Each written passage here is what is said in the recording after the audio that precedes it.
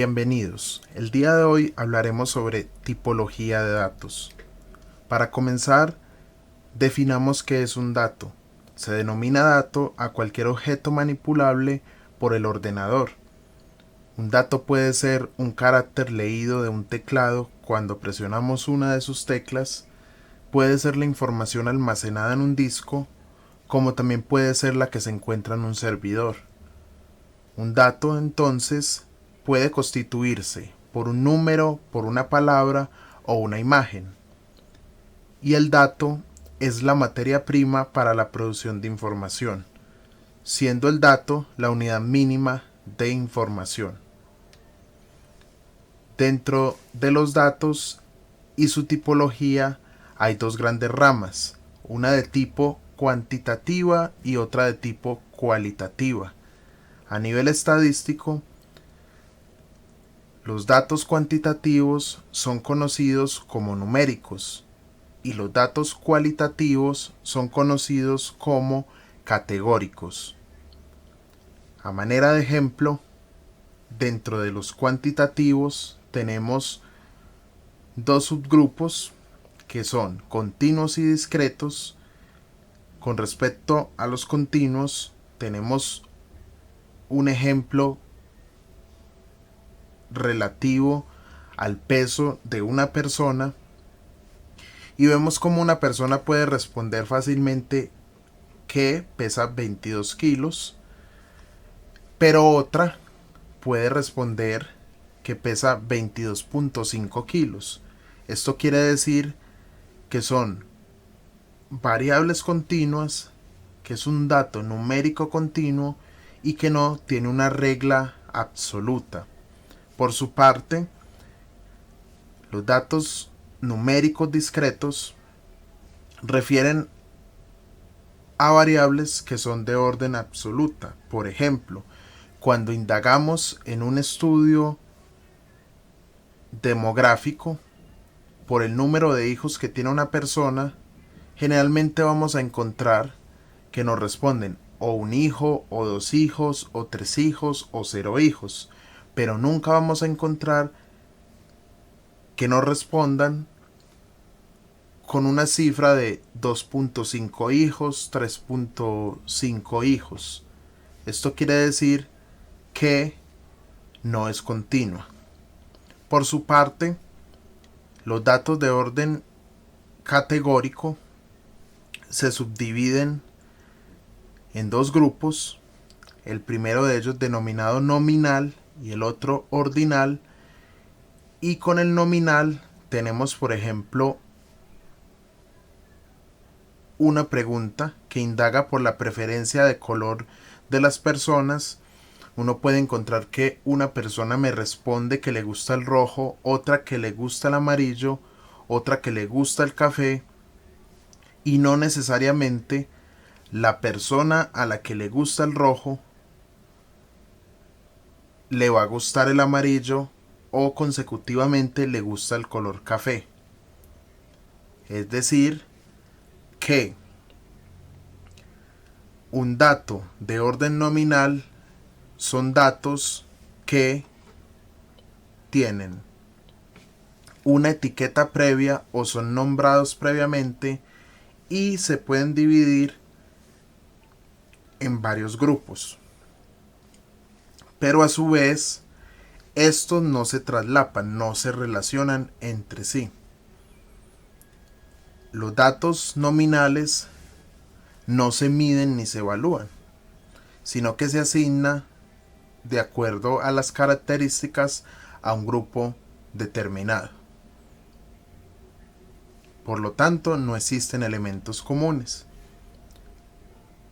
Una variable categórica de orden ordinal hace referencia a datos que son de tipo estadístico, en donde existen variables ordenadas que se producen de forma natural y que las variables o la distancia entre dos categorías que se establezcan se haga a través de los mismos datos ordinales que se obtienen. Un ejemplo de ello es, por ejemplo, indagar por los niveles de formación de las personas y vamos a encontrar respuestas como bachiller, profesional y posgrado. De entrada, nosotros estamos estableciendo unas variables categóricas ordenadas y consecuentemente tenemos la posibilidad de hacer distribución grupal de acuerdo a la escala que establecimos. Otro ejemplo es una indagación por la percepción de una atención en un servicio.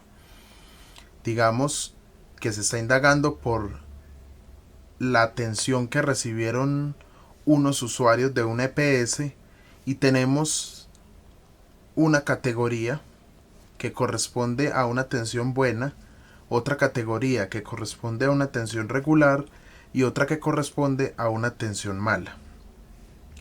En este sentido, cuando una persona selecciona una de estas opciones, pues va inmediatamente a alimentar la categoría ordenada y podemos ubicar los resultados de acuerdo al nivel de percepción que fue manifestado.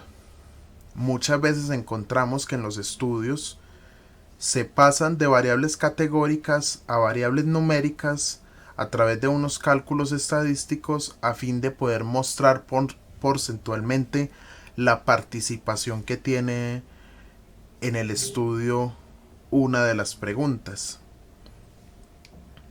La información entonces viene bien mencionar que varios investigadores han estudiado el concepto de información y una de las concepciones más aceptadas es la que lo definen como un mensaje normalmente bajo una forma de documento o algún tipo de comunicación, sea de orden audible o visible, y con el propósito de comunicar.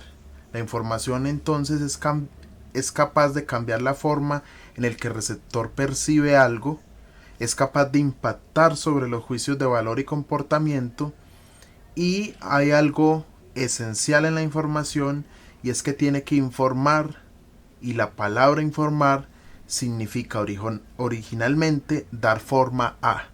Entonces la información tiene que dar forma a, en este caso, dar forma a la toma de decisiones. De los datos al conocimiento y del conocimiento a la toma de decisiones.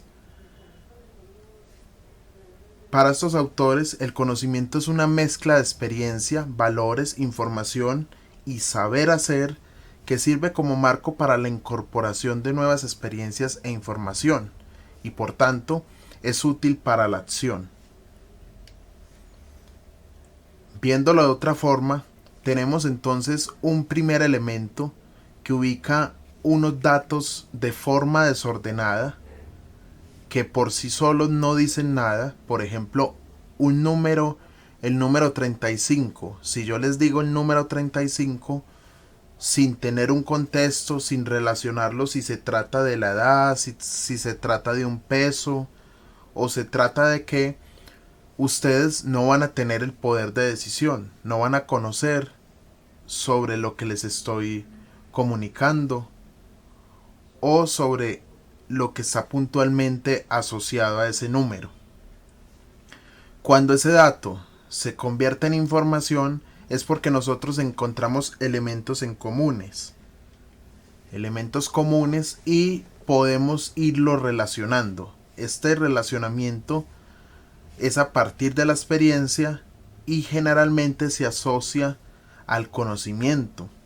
Cuando existe conocimiento, podemos tener una visión de qué hacer con esos datos, de qué hacer con esa información, y viene el otro elemento fundamental que es la sabiduría, que es a partir del ejercicio de prueba y error y toda la experiencia que se está sumando, y finalmente podemos impactar con una decisión acertada y fundamentada en los datos, que se convirtieron en información valiosa.